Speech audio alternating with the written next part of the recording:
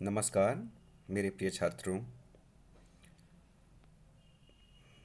मैं विकास कोठारी आज आपके सामने दिव्यांजलि भाग 3 कक्षा 8 की पुस्तक के बारे में यहाँ पर चर्चा करूँगा। संस्कृत की दिव्यांजलि पुस्तक में जो भी पाठ हैं उनका हम क्रमशः अध्ययन करेंगे। उससे पहले हम इस पाठ के विषय सूची को जानेंगे। इस पाठ में हमें क्या दिया गया है, कौन कौन से पाठ यहाँ पर लिए गए हैं, उनके बारे में जानना भी बहुत ज़्यादा ज़रूरी है।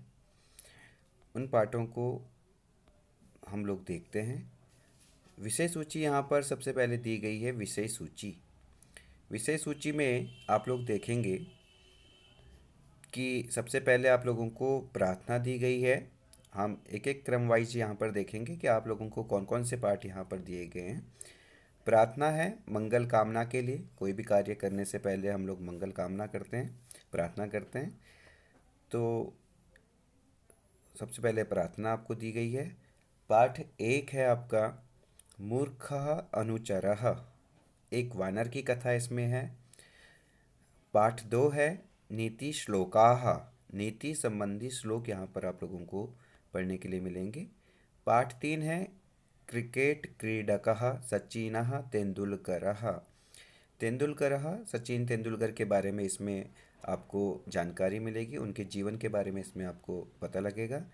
नवीन शब्दावली यहाँ पर दी गई हैं, जिसमें आपको नए शब्दों की जानकारियाँ दी जाएंगी। संस्कृत के नए शब्द यहाँ पर आपको पढ़ने के लिए मिलेंगे। पाठ 4 है स्वास्थ्य चक्रम, स्वास्थ्य संबंधी नियम। इस पाठ में आपको स्वास्थ्य संबंधी नियम के बारे में संस्कृत के माध्यम से बताया जाएगा। पाठ 5 है अति लोभः न कर्तव्यः।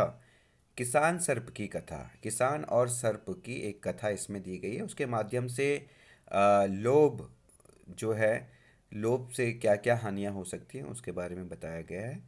पाठ 6 है तुलसी पादपस्य आत्मकथा।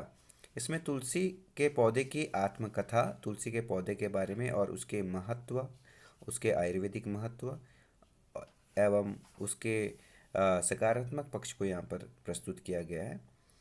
पाठ 7 है लौह पुरुषः सरदार वल्लभ भाई पटेलः। सरदार वल्लभ भाई पटेल के बारे में यहाँ पर उनकी जीवन परिचय एवं उनके जो राजनीतिक जीवन है उनके बारे में भी यहाँ पर आपको संस्कृत के माध्यम से दिखाया गया है। पाठ 8 है पुनर्मूषको भवः।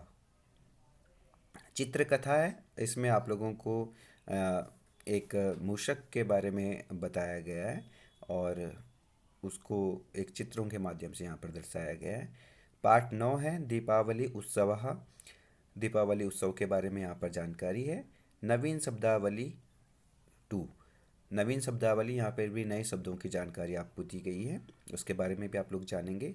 पाठ 10 है विद्यायाः महत्वम। विद्या संबंधी श्लोक यहाँ पर आप लोगों को दिए गए हैं और बड़े अच्छे श्लोक यहाँ पर होते हैं। इनको भी आप याद कर सकते हैं और अपने जीवन में भी इसको आप लोग इसका अनुसरण कर सकते हैं। पाठ 11 है दुर्जनः परदोषाणाम दर्शने कुशलो महान। भेड़िए व मेमने की कथा इसमें बताई गई है। इसमें के माध्यम से भी आप लोगों को कुछ जानकारियाँ मिलेंगी। पाठ 12 है अस्माकं पर्यावरणं प्रदूषणं च। हमारा पर्यावरण और प्रदूषण के बारे में भी इस पर विषय पे चर्चा की गई है। पाठ 13 है प्रहेलिका। प्रहेलिका जिसको हम पहेली कहते हैं, वो यहाँ पर आपको कुछ पहेलियाँ दी गई हैं, जिसके माध्यम से आप लोग पहेलियों को भी, संस्कृत पहेलियों को भी जानेंगे। पाठ 14 है फ्रांस देशे देवभाषा संस्कृतम।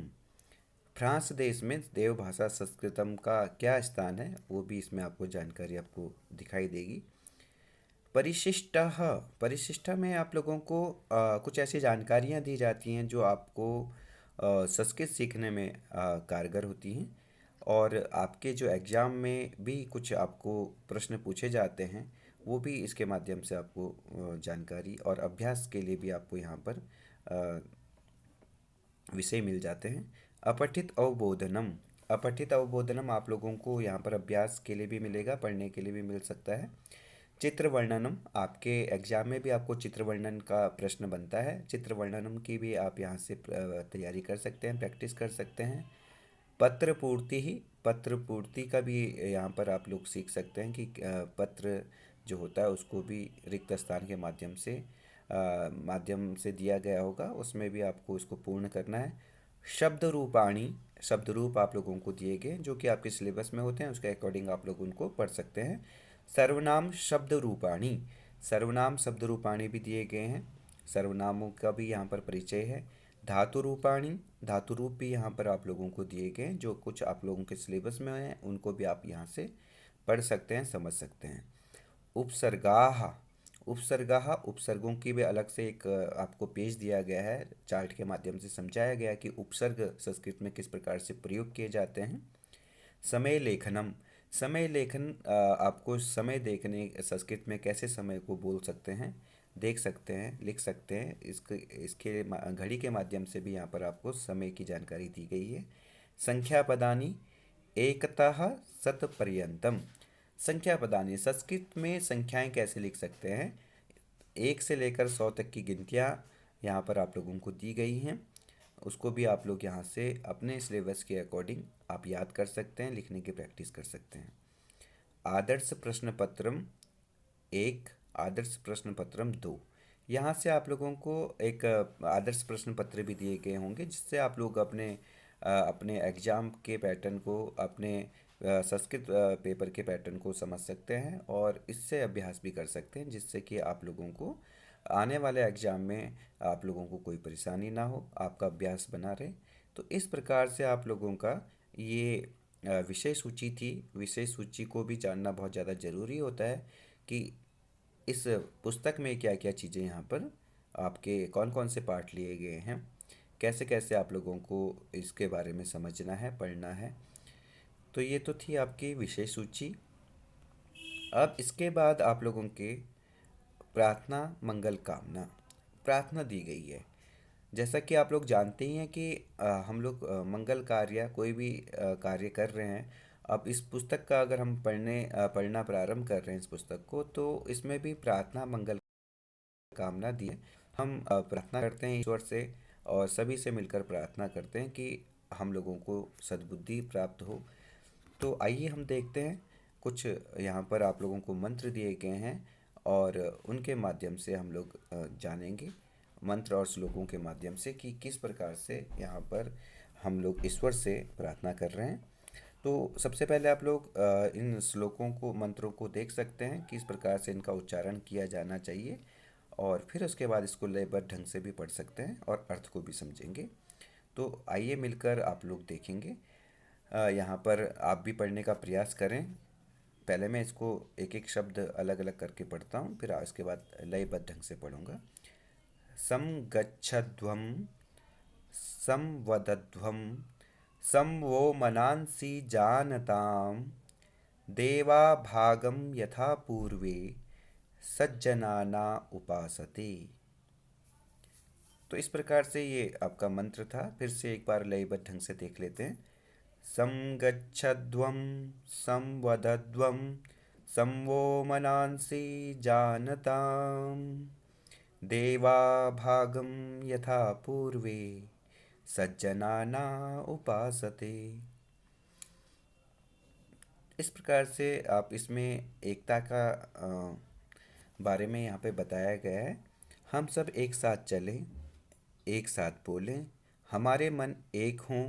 प्राचीन समय में देवताओं का ऐसा आचरण रहा, इसी कारण वे वंदनीय हैं। हम लोग एकता की बात करते हैं, वो इस मंत्र के द्वारा हम लोग एकता को प्रदर्शित कर सकते हैं। ईश्वर से प्रार्थना करते हैं कि हम सब एक साथ चलें, मिलकर काम कर लेना चाहिए, मिलकर हम एक साथ बोलें, हमारे वचन भी, हमारी सोच भी एक जैसी हो, हमारे मन भी एक जैसे हों। प्राचीन समय में देवताओं का ऐसा आचरण रहा, प्राचीन काल में भी देवताओं का ऐसा आचरण रहा था, इस कारण से वो आज भी उनकी वंदना की जाती है। और इसके बाद आप लोगों को फिर से एक श्लोक दिया गया है जिसमें गुरु की वंदना की गई है, क्योंकि गुरु के बिना कोई भी कार्य या कोई भी शिक्षा, कोई भी ज्ञान हम लोगों को प्राप्त नहीं हो सकता है, इसलिए गुरु भी हमारे लिए वंदनीय होते हैं। आइए देखते हैं। गुरुर्ब्रह्मा गुरुर्विष्णु गुरुर्देवो महेश्वरः गुरुः साक्षात् परं ब्रह्म तस्मै श्री गुरवे नमः। इसको फिर से एक बार आप लोग देख सकते हैं। गुरुर्ब्रह्मा गुरुर्विष्णुः गुरुर्देवो महेश्वरः गुरुः साक्षात् परं ब्रह्म तस्मै श्री गुरवे नमः। इस तरीके से इसका उच्चारण होगा। लयबद्ध ढंग से भी आप लोग पढ़ सकते हैं। गुरु की महिमा को यहाँ पर दिखाया गया कि गुरु ही ब्रह्मा है, गुरु ही विष्णु है, गुरु ही महेश्वर हैं।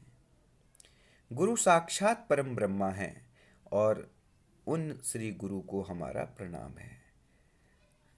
गुरु ब्रह्मा गुरु का जो स्थान है ब्रह्मा के समान है, विष्णु जी के समान है और महेश्वर मतलब शिव के समान है।